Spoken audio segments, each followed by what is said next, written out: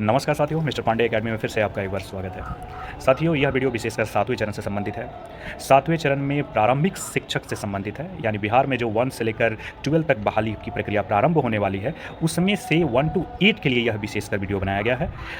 Estate के बारे में भी मैं जिक्र करूंगा, लेकिन सबसे पहले मैं 1 to 8 के बारे में जिक्र कर लूँ, उसके उपरांत ही मैं एस्टेट के बारे में जिक्र करूँगा। और कुछ खास जानकारी एस्टेट से संबंधित आई है, साथ ही साथ क्या बहाली की प्रोसेस होने वाली है, इस पर भी स्पष्ट करूंगा मैं, क्योंकि मुझे जो जानकारी मिली है मैं आप सबको साझा जरूर करूंगा। और आप सभी जानते हैं कि बिना कोई जानकारी लिए मैं वीडियो पर तुरंत आता नहीं हूं, तो कुछ जब तक पुख्ता ना हो जाए तब तक उस पर कोई वीडियो बनाना अनुचित रहता है। तो मैं प्रारंभ करता हूँ 1 to 8 के लिए क्या क्या कैबिनेट में हुआ और आगे क्या क्या प्रक्रियाधीन है। चलिए देखते हैं। पहले बात कर लेते हैं कैबिनेट में। तो कैबिनेट में हमें क्या प्राप्त हुआ कि माननीय पूर्व शिक्षा मंत्री जो थे, जो फिलहाल के आपके वित्त मंत्री हैं, उन्होंने स्पष्ट कर दिया कि छठे चरण में जो 48,000 के लमसम जो सीट है प्रारंभिक शिक्षक बहाली के लिए, यानी कहने का मतलब है कि 1 to 8 के लिए, उस पर ही अभी कंटिन्यू विचार चल रहा है, वही प्रोसेस लगा हुआ है, जिसको आप स्पष्ट रूप से देख सकते हैं कि उसके लिए ऑलरेडी नियमावली फिर से प्रकाशित कर दी गई है और आप सबके समक्ष उपस्थित हो गया है। फिर से काउंसलिंग डेट आ गया, तो ये बात तो समझ में आ गया कि छठा चरण बहुत ही अमृत ग्रहण करके बैठा हुआ है, जो इतना जल्द समाप्त होने की मिजाज में नहीं है। साथ ही और बताना चाहूँगा कि बजट सत्र में 1 to 8 के लिए कोई प्रावधान नहीं दिखा। 48,000 जो सीट हैं वो तो ऑलरेडी इससे पिछले जो बजट सत्र थे, जो प्रारंभ ये बहाली की प्रक्रिया जब चालू हुआ उस समय का ये बजट सत्र में पेश किया गया था, उसके बाद तो कभी पेश नहीं हुआ है। तो प्रारंभिक में क्या सीटों की संख्या बढ़ेगी? तो मेरे साथियों, स्पष्ट रूप से मैं बता दूं, बढ़ेगी, लेकिन आपके बैठने से नहीं बढ़ेगी, कुछ करने से बढ़ेगा। क्योंकि आपको पता ही है कि 2022 में शिक्षा विभाग द्वारा एक लेटर जारी करके सारे सीटों की गणना मंगाई जाती है। अब एक एक बिंदुओं पर मैं चर्चा करता हूं कि उन सीटों में क्या है, क्या नहीं है, क्या हमें मिलेगा और कितना हमें मेहनत की ज़रूरत है। चलिए देखते हैं। लिस्ट में लेकर बैठा हुआ हूँ, तो मैं एक एक पॉइंट को आपके सामने स्पष्ट तरीके से रखने का प्रयास करूँगा। साथियों, सबसे पहले मैं बता दूँ कि 1 to 5 में 37,000 जो सीट है यह पुराने हैं, और 6 to 8 में 11,000 जो सीट है वो पुराने हैं, जो बचे हुए हैं। और ये सीट है किसके? तो इससे पिछले वीडियो में मैंने स्पष्ट आपको जिक्र किया था कि जितने भी हमारी महिला अभ्यर्थी हैं, साथ ही साथ ST SC समुदाय के जितने भी हमारे साथीगण हैं, EBC के साथीगण हैं, उनके ना उपस्थित होने के कारण यह रिक्तियाँ बनी हुई है। और देखिए, अगर यह विखंडन नहीं हुआ तब तो समझिए कि बहुत ही मुश्किल आने वाली परिस्थिति में आने वाले समय में बहुत मुश्किल होगा। परिस्थितियाँ ऐसी हो जाएगी कि फिर वही हाल होगा, फिर सीटों की संख्या बच जाएगी, फिर कहा जाएगा कि योग्य अभ्यर्थी प्राप्त नहीं हुए, तरह तरह की बातें सामने निकल के आएगी, और फिर कहा जाएगा कि काम करते हैं, पूरे देशवासियों को फिर से मौका देते हैं, क्योंकि सीटों की संख्या तो बच गई है। तो शिक्षा विभाग भाई शिक्षा विभाग पे हम दोष नहीं देंगे, यह हमारे माननीय जो महानुभाव हैं, आप समझ सकते हैं, उनका सब नेतृत्व है। आगे चलते हैं। अब बात कर लेते हैं कि जब 22 में एक अनुपात से संबंधित आंकड़ा मांगा गया था, तो उसमें कहा गया था कि कितना बनेगा। तो 1 to 5 में 22,000 के लमसम जो सीटों की संख्या है छात्र शिक्षक अनुपात के तहत प्राप्त हुआ। और पिछला जो 37,000 है, पिछला 37,000 का मतलब, कहने का मतलब है कि जो छठे चरण में बचे हुए हैं, इन दोनों को बात मिला के कर दिया जाए तो लमसम 60,000 के आसपास सीट की संख्या आती है। साथ ही साथ त्यागपत्र और सेवा मुक्त के जो हमारे 1 to 5 में वैकेंट सीट है वो लमसम 4,000 के आसपास हैं, जिसमें किसी का मृत्यु हो गया हो, या फिर त्याग प्रमाण देते दिया हो, या फिर उस सेवा से उनको बर्खास्त कर दिया गया, ऐसे टोटल संख्या 4,000 के आसपास है। तो कुल मिला जुला कर 64,000 सीटों की संख्या प्राप्त हो रही है। ये 1 to 5 में है। मेरे साथियों, 1 to 5 में 64,000 प्राप्त हो रहा है, लेकिन सरकार 64,000 पर नहीं, थोड़ी कम पर बहाली करने की उम्मीद जता रही है। साथ ही साथ सबसे ज़्यादा तो टेंशन 6 to 8 वाले भाई लोग के लिए है। देखिए कैसे, शायद अगर आप आंकड़ा देखे होंगे तो आपको समझ में आ गया होगा, अगर नहीं देखे होंगे तो मैं आपका ध्यान आकर्षित इसमें ज़रूर कराऊंगा। देखिए, 6 to 8 में मैं स्पष्ट करना चाहूँगा कि पहले 11,000 के आसपास आपकी सीटों की संख्या छठे चरण में बची हुई है। साथ ही साथ अनुपात के तहत 33,000 के लमसम सीटों की संख्या प्राप्त हुई है। तो कुल मिला जुलाकर 45,000 हो गया। 45,000 के आसपास मान के चलिए। कुछ जो डाटा है आपके, मैं हज़ार में ही गणना कर रहा हूँ, 100 को छोड़कर, तो अप्रोक्स 45,000 मान लीजिए। देखिए साथियों, 45,000 तो हमें जो 6 to 8 में है यह प्राप्त हुआ, यह स्पष्ट रूप से प्राप्त हुआ कि हाँ 45,000 सीटों की संख्या 6 to 8 में है। लेकिन एक बहुत बड़ा समस्या हमारे सामने उत्पन्न हो गया कि सरकार ने स्पष्ट किया कि 50% जो सीटों की संख्या होगी वो प्रमोशन के द्वारा भरे जाएंगे। देखिए मेरे साथियों, बहुत ऐसे मतलब जो भी हमारे विशेषज्ञ हैं उनका कहना है कि देखिए जिसमें बीटेट और एस्टेट सॉरी माफ़ कीजिएगा सीटेट क्वालिफाई किया होगा उसे ही प्रमोशन मिलेगा। लेकिन मेरे साथियों जो सीटों की संख्या है वो तो 50% डिवाइड करके ही तो आपको दिया जाएगा। जो साथी ये सोच रहे हैं कि उनके पास सीटेट बीटेट उत्तीर्ण नहीं होंगे, 6 to 8 का होना ज़रूरी है तभी उनको प्रमोशन मिलेगा, जैसे कि नियमावली में प्रावधान रखा गया है। 2020 के नियमावली में यह स्पष्ट कहा भी गया था और उसमें चेंजिंग नहीं किया गया है इस मैटर को लेकर। तो देखिए मेरे साथियों, मैं बताना चाहूँगा कि ठीक है, लेकिन 50% सीट उनके लिए आरक्षित तो कर दिया गया ना, उसमें तो आप हस्तक्षेप नहीं कर सकते हैं क्योंकि वो प्रमोशन की बात है। तो मेरे साथियों बचा 50%, यानी 45 का 50 मान लीजिए 22,000 है। अब मेरे साथियों 22,000 सीटों की संख्या में कौन कौन से सब्जेक्ट हैं थोड़ा सा देख लीजिए। चलिए, Hindi, English, math, science, SST, Sanskrit, Urdu. थोड़ा सा मैं उर्दू को अपवाद में रखूँगा चूँकि ये उर्दू के लिए ज़िक्र मैं अलग से करूँगा इसमें।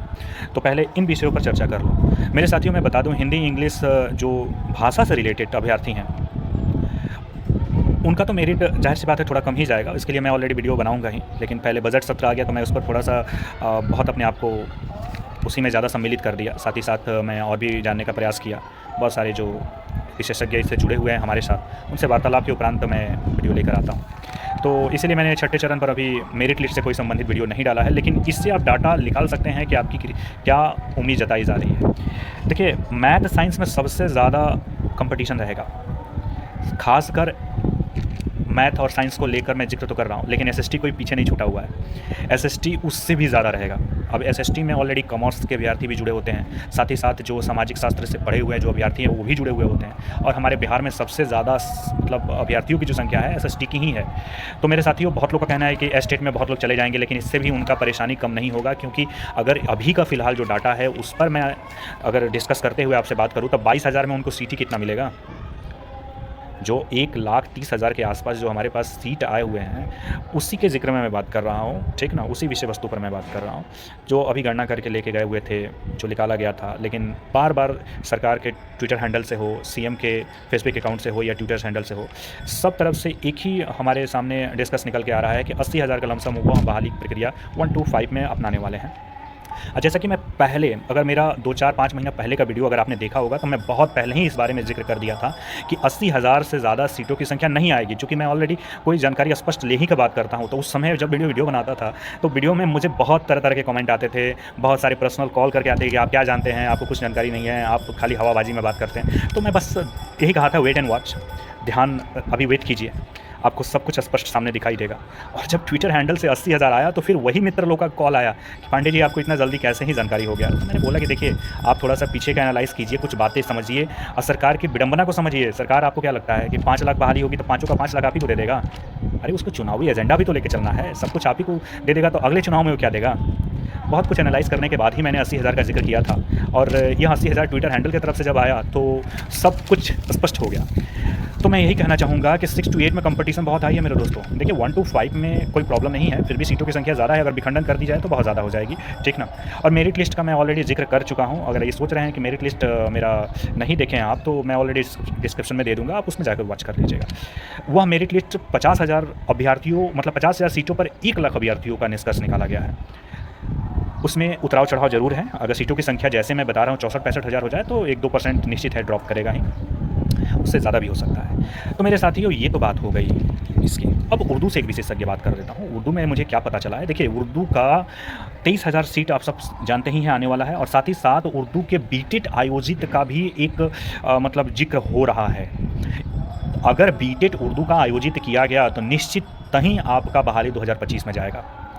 जैसे मुझे ये कैसा क्यों लग रहा है कि बीटेट आयोजित हो सकता है, इसकी संभावना ज़्यादा है, क्योंकि एस्टेट कॉमर्स को देखते हुए मैं यह स्पष्ट तो ज़रूर कह सकता हूँ कि बीटेट की भी संभावना ज़्यादा है। क्योंकि एस्टेट कॉमर्स जब 2 महीने में 3 महीने में आयोजित करके परीक्षा लेकर परीक्षा फल प्रकाशित करने की क्षमता रख सकता है, तो बीटेट उर्दू वाले भी ऐसा कर सकते हैं अगर बिहार विद्यालय परीक्षा समिति को यह जिम्मेदारी दी गई तो मेरे साथियों इसका जिक्र भी हो रहा है, लेकिन मैं ये नहीं कह रहा हूँ कि बीटेट होने ही वाला है, लेकिन हाँ जिक्र है। अगर यह हवा उठ रहा है तो कुछ ना कुछ तब हलचल होगी। और देखिए 2025 के चुनाव के लिए भी सरकार को कुछ रखना है, इसलिए मैंने यह स्पष्ट किया कि प्रारंभिक में जो बहाली की प्रक्रिया है वो फंसेगी। देखिए फंसेगी, सरकार तो चाह ही रही है कि 2025 तक जाए, लेकिन अगर आपका दबाव भरपूर होगा, आपका, खुल के नहीं बोल रहा हूँ, लेकिन आपका अगर संगठन मजबूत रहा तो निश्चित ही आप अपनी बहाली की प्रक्रिया समय से ला सकते हैं, साथ में ला सकते हैं।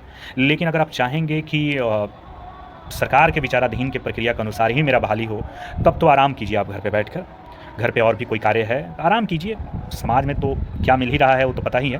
लेकिन अगर चाहते हैं कि समय से मेरी बहाली हो जाए, तब तो आपको घर से निकलना पड़ेगा, सरकार को अपना ध्यान आकर्षित करवाना पड़ेगा, सरकार तक अपनी बात पहुंचानी पड़ेगी। इसके लिए सरकार को अपने परेशानियों को बताना पड़ेगा।